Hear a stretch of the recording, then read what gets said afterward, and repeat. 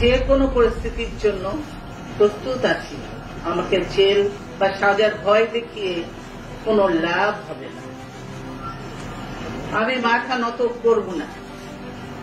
জনগণের অধিকার ও গণতন্ত্র প্রতিষ্ঠার দাবি থেকে পিছু হটব না। ভেবেছিলেন আপোষ করবেন, দেশ ছেড়ে পালাবেন?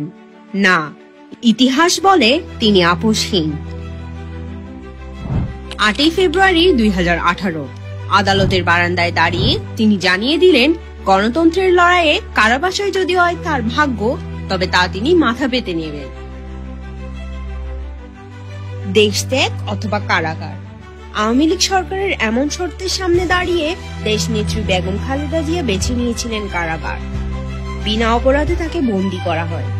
শেখ হাসিনার রাজনৈতিক প্রতিহিংসার বাস্তবায়ন করতে 1/11 সেনা সমর্থিত সরকারের দায়ের করা মিথ্যা মামলায় ফরমায়েশি রায় ঘোষণা করা হয়। নির্জন কারাগারে একাকী 3 বছর কাটান 3 বারের সাবেক প্রধানমন্ত্রী বেগম খালেদা জিয়া। অসুস্থতা তাকে কাবু করলেও নত করেনি। তার পরিবারের পক্ষ থেকে বিদেশে চিকিৎসার আবেদন বারবার নাকচ করে দেয় ফ্যাসিস্ট হাসিনার সরকার।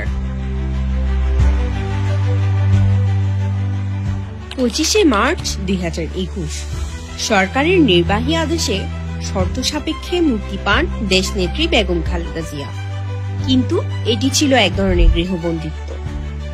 চিকিৎসার জন্য বিদেশে যেতে চাইলেও ফ্যাসিস্ট হাসিনা সরকার শর্ত দেয় রাজনীতি ছাড়তে হবে।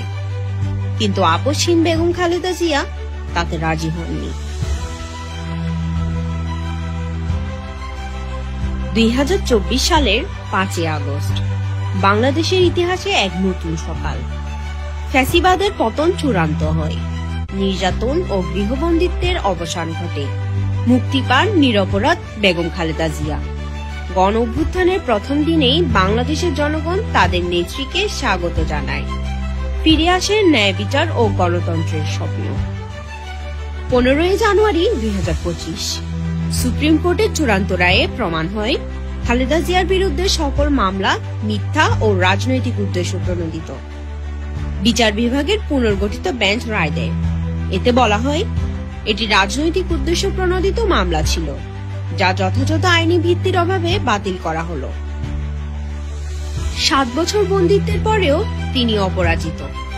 বেগম খালেদা জিয়া শুধু একজন রাজনৈতিক নেত্রী নন, তিনি আপোষহীনতার প্রতীক, বাংলাদেশের গণতন্ত্রের বাতিঘর।